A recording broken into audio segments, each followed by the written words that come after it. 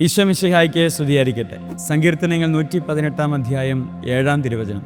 എന്നെ സഹായിക്കാൻ കർത്താവ് എൻ്റെ കൂടെയുണ്ട്. പ്രിയപ്പെട്ടവരെ, നമ്മളിങ്ങനെ നിസ്സഹായരായി നിൽക്കുമ്പോൾ ചില വ്യക്തികളൊക്കെ ഓടി വന്ന് നമ്മളെ സഹായിക്കുമ്പോൾ എന്തൊരു സന്തോഷമാണ്, എന്തൊരു ആനന്ദമാണ് നമുക്ക് കിട്ടുക. ആരും സഹായിക്കാനില്ലാത്തിടത്ത് നമ്മുടെ പ്രിയപ്പെട്ടവരോ വഴിയിലൂടെ നടന്നു പോകുന്നവരൊക്കെ വന്ന് പെട്ടെന്ന് നമുക്കൊരു കൈത്താങ്ങായി മാറുക എന്തൊരു അനുഗ്രഹമാണ്. അങ്ങനെയെങ്കിൽ ദൈവം പറയാണ്, നിൻ്റെ സൃഷ്ടാവായി ഞാൻ നിന്നെ സഹായിക്കാൻ നിൻ്റെ കൂടെയുണ്ടെന്ന്. അതൊരു അഭിമാനമാണ്. നമുക്ക് ജന്മം നൽകിയ ഈ ഭൂമിയെ കാണാൻ അനുവദിച്ച ദൈവം നമ്മുടെ കൂടെ ഉള്ളപ്പോൾ നമ്മൾ എന്തിനാണ് ഭയപ്പെടുന്നത്? ആ ദൈവിക സാന്നിധ്യത്തെ നമുക്ക് തിരിച്ചറിയാൻ കഴിയുന്നില്ല എന്നതാണ് നമ്മുടെ പരാജയം. അതുകൊണ്ടാണല്ലോ കാൽവരി യാത്രയിൽ ഈശോ എല്ലാം തകർന്നു കിടക്കുമ്പോഴും അവൻ പരാജയപ്പെട്ടിട്ടില്ല. കാരണം എന്താണ്?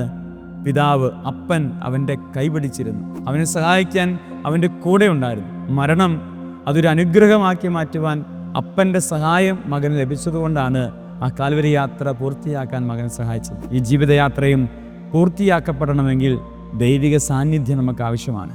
അതുകൊണ്ട് ഈ കൂട്ടിനുള്ള തമ്പുരാനെ മറക്കാതെ ജീവിക്കാൻ കർത്താവെ കൃപയേകണമേ നമുക്ക് പ്രാർത്ഥിക്കാം. ദൈവം അനുഗ്രഹിക്കട്ടെ.